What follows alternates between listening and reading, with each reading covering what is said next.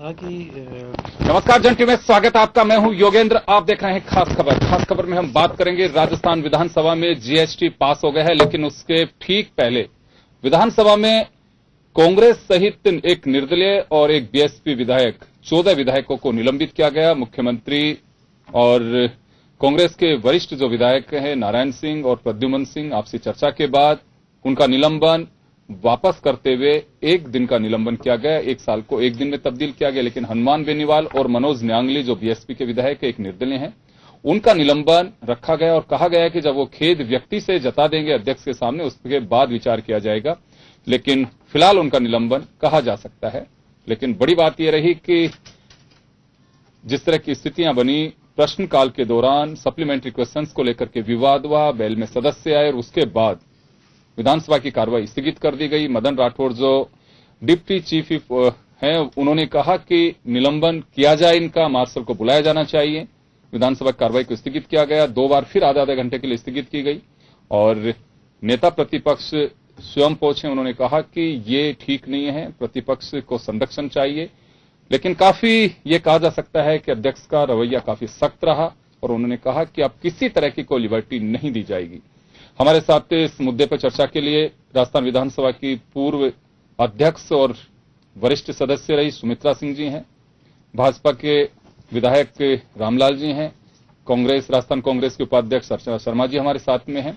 लेकिन मैं पहले आपको सुनाना चाहूंगा कि विधानसभा की कार्रवाई के दौरान कौन क्या कह रहा है। खड़ा हुआ तो मेरे को धमकाया कि मैं बाहर कर दूंगा। प्रतिपक्ष के लोगों को धमकाना, डराना, सत्ता पक्ष के लोगों का या भारतीय जनता पार्टी का खुल्लम खुल्ला समर्थन करना, ऐसी नजीर देश में किसी भी स्पीकर ने प्रस्तुत नहीं की जैसे माननीय कैलाश मेघवाल जी ने की है। आज ये जो कुछ भी हुआ, प्रश्नकाल को स्थगित करने का काम, उसको हंगामे का भेंट चढ़ाने का काम प्रतिपक्ष का है और प्रतिपक्ष में भी गुटों में बटा हुआ प्रतिपक्ष है। गोविंद डोटासरा चाहते हैं कि वो प्रतिपक्ष के नेता की जो भूमिका है उस भूमिका को छोटा कर दें। आपस में टुकड़ों में बटी हुई कांग्रेस का विधायक दल आपस के एक दूसरे से प्रतिस्पर्धा में आगे बढ़ने के लिए कौन किसका नाम सुर्खियों से आए, इस प्रकार की हरकत कर रहे हैं। ये बेजा हरकत है। मैं समझता हूं लोकतंत्र का अपमान है। आसन का मान सम्मान करना हमारा जो है कर्म कर्तव्य है। हम जिस तरीके से आसन से जो व्यवस्था दी गई है, मैंने कहा ये शर्मनाक है, उसमें आसन को सोचना चाहिए। जिस तरीके से सत्ता पक्ष उन्होंने, आपने देखा नहीं कि जिस तरीके से उन्होंने क्वेश्चन, हमारा नंबर था, हम क्वेश्चन, क्योंकि बहुत इंपॉर्टेंट क्वेश्चन था, उस गरीब लोगों के हितों का था, हम उस बात को रखना चाह रहे थे। नंबर हमारा पहले था और उसमें बोलने नहीं दिया और स्पीकर के द्वारा व्यवस्था दी गई कि 2 इधर से और 2 इधर से। ये कौन सी व्यवस्था हुई? जब आपने व्यवस्था ही बना ली, पहले मैंने बटन दबाया तो पहले मेरा नंबर आना चाहिए। इस व्यवस्था को भी तार-तार कर रहे हैं। ये कोई प्रजातांत्रिक और लोकतंत्र पे बहुत बड़ा। चलिए, अपने अपने दावे हैं। राजेंद्र राठौड़ कह रहे हैं कि प्रतिपक्ष बिखरा हुआ है। डॉक्टर किरोड़ीलाल मीणा कह रहे हैं कि अध्यक्ष की भूमिका बीजेपी के स्पोक्स पर्सन की तरह थी, जो शोभनीय नहीं है। वो इस तरह की नजीर पेश की है जो देश के किसी भी विधानसभा में ऐसा वाकया नहीं हुआ है। रामेश्वर डूडी कह रहे थे कि विधानसभा अध्यक्ष को न्याय करनी चाहिए। चलिए, तो सुमित्रा सिंह जी से बात करेंगे। लंबा एक्सपीरियंस विधानसभा का रहा है। मैडम, आपसे जानना चाहूंगा कि विधानसभा की जो स्थिति है, बजट सत्र जो महत्वपूर्ण सत्र होता है उसका एक आखिरी दिन, उससे पहले की जो प्रश्नकाल जो इंपॉर्टेंट है, वहीं पे वाकया बना और 14 विधायकों को इस निलंबित किया गया। क्या माना जाए इसे कि जो डॉक्टर किरोड़ीलाल मीणा आरोप लगा रहे हैं कि अध्यक्ष की भूमिका है वो संदेह के घेरे में है? ऐसा है कि जब तक ये मुझे पता नहीं लगे कि अध्यक्ष जी ने क्या कहा, तब तक मेरी समझ में कमेंट करना उचित नहीं होगा। जी, वो क्या बोले हैं, यदि मुझे ये पता लगे कि वो क्या बोले हैं, तब मैं अपनी प्रतिक्रिया दूं। जी, डॉक्टर किरोड़ीलाल मीणा का पूरा बयान हम नहीं सुना सकते, लेकिन उनका ये कहना है कि अध्यक्ष जी ने ये कहा कि कांग्रेस हार को नहीं पचा पा रही है। उत्तर प्रदेश, धौलपुर और दिल्ली की जो हार है, उसके बाद ये लोग बौखलाए हुए हैं। अध्यक्ष का पद पे बैठे हुए अध्यक्ष का ये कहना कतई शोभनीय नहीं है। क्योंकि विधानसभा के अध्यक्ष का जो आसन है वो एक तरीके से विक्रमादित्य का आसन है। मुझे जब स्पीकर बनाया था उस समय वसुंधरा जी ने ये शब्द कहे थे कि ये विक्रमादित्य का आसन है और हम आपसे ये उम्मीद करते हैं कि आप इस आसन पे बैठ करके न्यायोचित बात और न्याय करेंगी। और मैं समझती हूँ कि अध्यक्ष जो होता है किसी पार्टी का सदस्य नहीं होता है। यदि होता भी है तो जिस दिन वो अध्यक्ष चुना जाता है उस दिन वो इस्तीफा दे देता है। तो एक ऐसा व्यक्ति जो अध्यक्ष के पद पे बैठा हुआ हो और वो कमेंट करे प्रतिपक्ष के लिए कि हार को नहीं पचा पा रहे हैं, मैं समझती हूँ बहुत शर्मनाक स्टेटमेंट है। अध्यक्ष का ये कहना बिल्कुल अनुचित है। जी जी अर्चना जी, लगातार सत्ता पक्ष की ओर से बात कही जाती है कि प्रतिपक्ष बिखरा हुआ है। 24 विधायक हैं लेकिन 4 गुट बने हुए हैं। अभी राजेंद्र राठौड़ इस बात को लगातार ये कह भी रहे थे कि बिखरा हुआ प्रतिपक्ष, अक्सर ये हाउस में भी कहा जाता है। उनके पास इतना बड़ा उनका संख्या बल है, उसके बाद ऐसे बयान देकर वो अपना जो कद है उसी को कम करते हैं। बिखरा हो विपक्ष है तो उनको तो अच्छा ही लगना चाहिए, लेकिन चूंकि वो इस तरह के बयान देते हैं उससे उनकी खुद की बौखलाहट झलकती है। और जिस प्रकार से अभी मैडम बोल रही थी बिल्कुल सही है कि यदि विधानसभा अध्यक्ष ही किसी का पक्ष लेने लग जाएंगे तो उस अवस्था में तो स्थितियां बहुत खराब होंगी। गोविंद डोटासरा हमारे सचेतक हैं, इसी प्रकार से जो डूडी जी वो नेता है हमारे विपक्ष के, दोनों अपनी भूमिका निभाते हैं, अपने हिसाब से मुद्दों को रखते हैं। और मुद्दे कौन से होते हैं? जनप्रतिनिधि होने के नाते जनता की आवाज को वहां पर रखते हैं। ऐसे में आज के इस घटनाक्रम की हालांकि हमें पूरी तरह से इसकी जानकारी नहीं कि क्या हुआ नहीं हुआ, लेकिन मैं इतना दावे के साथ कह सकती हूँ कि कांग्रेस का विधायक दल हो या फिर अन्य जो निर्दलीय विधायक थे, उन्होंने निश्चित रूप से जनता से जुड़े हुए मुद्दों की बात कही होगी। नियमों के अनुसार विधानसभा चले इस बात को पटल पर रखा होगा। लेकिन मुझे लगता है कि सब नागवारा गुजरा। और जो आप बता रहे हैं कि जिस प्रकार से उन्होंने एस्पर्शंस कास्ट कर दिए विपक्ष के प्रति विधानसभा अध्यक्ष होने के बावजूद, तो एक संवैधानिक पद की गरिमा का भी हनन हुआ है उसमें। तो ऐसे में जैसा मैडम कह रही थी कि उनको तो न्याय करना चाहिए, और न्याय भी ऐसा होना चाहिए कि साफ दिखे कि वो गद्दी पर बैठ करके एक तरह से एक पक्षीय न होकर के सारी बातों को खुले दिमाग से सुनते हैं, खुली आंखें और कान है उनके, और वो जो चाहे अल्पमत में विपक्ष है लेकिन उसके द्वारा उठाए गए मुद्दों के प्रति संवेदनशील है।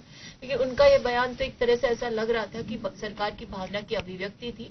और जिस प्रकार से निलंबन 1 वर्ष के लिए किया गया था वो तो इस बात का गवाह है कि सरकार ने कोई संकेत दिया कि इनकी आवाज को दबाने के लिए इनका गला घोट दो, लोकतंत्र की हत्या कर दो, ताकि 1 वर्ष बाद आचार संहिता लग जाएगी, ना विधानसभा का सत्र होगा, ना इन लोगों का वहां पर आगाज होगा। तो ये सारी चीजें तो इस बात की गवाह है कि भारतीय जनता पार्टी ने शासन में सबसे ज्यादा जो काम किया वो ये कि जनता की आवाज को नहीं सुना और जनता की आवाज का प्रतिनिधित्व करने वाले जनप्रतिनिधियों की आवाज को भी दबाने का काम किया। तो ये बहुत ही निंदनीय बात है। चलिए आपके पास में आऊंगा। प्रतिपक्ष के पास में बोलने के अलावा क्या है? वो जनता की आवाज ही तो उठाते हैं। और इसमें मेरी समझ में सरकार को भी उनकी बात सुननी चाहिए, तभी शासन अच्छा चल पाएगा। जी, रामलाल जी हमारे साथ हैं और उस वाक्य के प्रत्यक्षदर्शी भी हैं। रामलाल जी, क्या माना जाए कि निलंबन बहुत जरूरी हो गया था? आज योगेंद्र जी, जैसे ही प्रश्नकाल शुरू हुआ और माननीय विधायक प्रतिपक्ष के घनश्याम जी मेहर का एक मूल प्रश्नकर्ता थे और प्रधानमंत्री आवास से जुड़ा हुआ उनका प्रश्न था। मूल प्रश्नकर्ता के मूल प्रश्न के अलावा 2 पूरक प्रश्न उन्होंने पूछे, उनका जवाब माननीय मंत्री महोदय ने दिया। और उसके बाद में 17 माननीय विधायकों ने, जो एक सिस्टम उन्होंने अपडेट किया है कंप्यूटर बेस के ऊपर, तो 17 माननीय विधायकों ने पूरक प्रश्न पूछने की इच्छा जाहिर की। अध्यक्ष जी ने दूसरा नाम जो पुकारा वो मान सिंह जी गुर्जर का नाम पुकारा, उनके पूरक प्रश्न का जवाब भी माननीय मंत्री जी ने दिया। लेकिन तीसरा प्रश्न पूरक प्रश्न जैसे ही उन्होंने जोगाराम जी पटेल को पुकारा तो माननीय प्रतिपक्ष के नेता जो सचेतक भी है वो काफी आक्रामक मुद्रा के अंदर आ गए। उन्होंने कहा कि मेरा नंबर है, और उन्होंने आसन व्यवस्था दी कि देखिए 17 माननीय विधायकों ने पूरक प्रश्न पूछा है और उनमें से जो व्यवस्था है उसके अंदर 3 माननीय सदस्यों को और मौका दिया जा सकता है, इसके अलावा चौथे को नहीं दिया जा सकता। और देखिए उसमें से एक हम भी शामिल थे कि हम भी प्रधानमंत्री आवास से जुड़ी हुई जो पूरक प्रश्न था वो पूछना चाहते थे। लेकिन सदन के जितने भी माननीय सदस्य हैं वो अपने क्षेत्र की समस्याओं को सदन के ऊपर पटल के ऊपर उठाना चाहते हैं। उनके खुद के प्रश्न होते हैं, जनता से जुड़ी हुई समस्याएं होती है। अगर सिस्टम को अडोप्ट हम नहीं करेंगे तो कहीं ना कहीं सदन चल ही नहीं पाएगा। तो उन माननीय सदस्य को भी कम से कम इतना धैर्य रखना चाहिए कि मेरे पार्टी के मूल प्रश्नकर्ता ने 1 प्रश्न किया, उसके बाद में 2 पूरक प्रश्न किए और सदन के जो माननीय आसन अध्यक्ष महोदय की जो व्यवस्था थी उस व्यवस्था के अंदर सहयोग करना चाहिए, लेकिन उन्होंने आक्रामक होके और आसन को ही चेतावनी दे डाली कि इस तरीके का भेदभाव आप जो हमारे साथ करते हो वो उचित नहीं है। आसन ने कहा कि मैं किसी के साथ कोई भेदभाव नहीं करता, मैं चाहता हूं कि सदन नियम और प्रक्रियाओं के तहत चले और उसके तहत मुझे जो भी निर्णय करने हैं वो इस सदन के हित में जो निर्णय होने हैं वो मैं करूंगा। और उसी के ऊपर आक्रामक होकर वो बेल में आके और ये हल्ला करने लगे। जी, एक बात और कही है अध्यक्ष जी ने कि जो बेल में आएगा उसे सस्पेंड किया जाएगा। अब किसी तरह की लिबर्टी किसी को नहीं दी जाएगी और पूरी तरह से सख्त रवैया इख्तियार करेगा आसन। नहीं, क्या इस प्रकार की योगेंद्र जी कोई बात नहीं थी। मैं प्रत्यक्षदर्शी हूं। आसन ने कई बार माननीय नेता प्रतिपक्ष को कहा कि आप अपने सदस्यों को सीट के ऊपर जाने के लिए कहें, लेकिन ये वास्तविकता है कि सदन के नेता जो प्रतिपक्ष के हैं उनके कहने में कोई मान्य सदस्य नहीं। उन्होंने एक बार भी उठकर किसी भी मान्य सदस्य को ये नहीं कहा कि आप अपनी सीटों के ऊपर जाए ताकि सदन की कार्रवाई नियमित रूप से चल सके।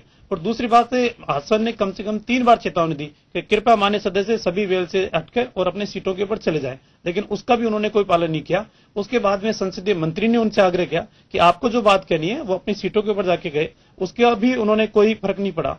हमारे सदन के जो वरिष्ठ नेता है गुलाब चंद जी कटारिया, गृह मंत्री है, उन्होंने भी पहले उनसे आग्रह किया कि जो भी बात है आप अपने आसन अपनी सीट के ऊपर जाकर कहें तो उसका निर्णय निकलेगा। लेकिन बिना किसी बात को लेकर एक ऐसा बतंगड़ खड़ा किया गया कि सदन के प्रश्नकाल को ही उन्होंने हैक कर दिया और पूरे सदन के अंदर एक ऐसा माहौल हुआ कि ये जो चाहेंगे वही होगा। और इसलिए बार बार उनके निवेदन करने के आग्रह को भी अस्वीकार किया। तो आसन ने ऐसी कठोर कार्रवाई, जो हमारे डिप्टी चीफ है उन्होंने प्रस्ताव किया कि साहब इस तरीके से सदन की कार्रवाई नहीं चल सकती, कई मान्य सदस्यों के महत्वपूर्ण प्रश्न लगे हुए हैं, उनका जवाब आना भी मुश्किल है। और उसके बाद में भी योगेंद्र जी एक चीज आप देखोगे, सदन 1 घंटे के लिए स्थगित हुआ, उसके बाद में आधा घंटा फिर सदन स्थगित हुआ, फिर उसके बाद में आधा घंटे और स्थगित हुआ। अगर प्रतिपक्ष के मान्य सदस्य अगर चाहते सदन चलाना तो इस दरमियान अध्यक्ष के पास जाके उनसे बातचीत करके, वार्ता करके और इस समस्या का समाधान कर सकते थे। लेकिन इस प्रकार की कोई भी पहल प्रतिपक्ष के मान्य सदस्यों के द्वारा नहीं की गई। वो तो चाहते थे कि ये सिर्फ हम मुद्दा इसको बनाए रखे। अगर इस तरीके से अगर व्यवहार रहेगा तो मेरे ख्याल से सदन, माननीय सुमित्रा जी तो सदन आसन के ऊपर रही है, इन्होंने भी कई बार सदन को ऑर्डर में लेने के लिए कई कठोर निर्णय भी इन्होंने किए हैं। तो सदन नियम और प्रक्रियाओं के साथ कुछ परंपराएं सदन की बनी हुई है, उनका निर्वहन करते हुए सभी को उनकी पालना भी करनी चाहिए। मैं मैडम आपसे जानना चाहूंगा कि आप लंबे समय तक सदस्य रही हैं और अभी लगता है कि राजस्थान में शायद आप जितनी बार विधानसभा के सदस्य रहे, मुझे नहीं लगता कोई है भी अभी। बैल में आना, चाहे शून्यकाल हो, चाहे प्रश्नकाल हो, या फिर किसी विधेयक पे चर्चा के दौरान हो, ये कितना बड़ा गंभीर अपराध हो सकता है, या ये कहें कि लापरवाही हो सकती है, हठधर्मिता हो सकती है? देखिए, 1977 से पहले मैंने कभी किसी को बैल में आके नहीं देखा था और बैल में कोई नहीं जाता था। हाँ। उसके बाद धीरे धीरे अब तो बैल को ऐसा समझ लिया जैसे स्वयं का, जैसे कहना चाहिए सीट ही हो, ऐसा लोग करने लगे, चाहे जिस बात में बैल में चले जाते हैं। तो बात तो सही है कि बैल में आना ठीक नहीं है, उचित नहीं है, लेकिन विधानसभा को चलाने की जिम्मेदारी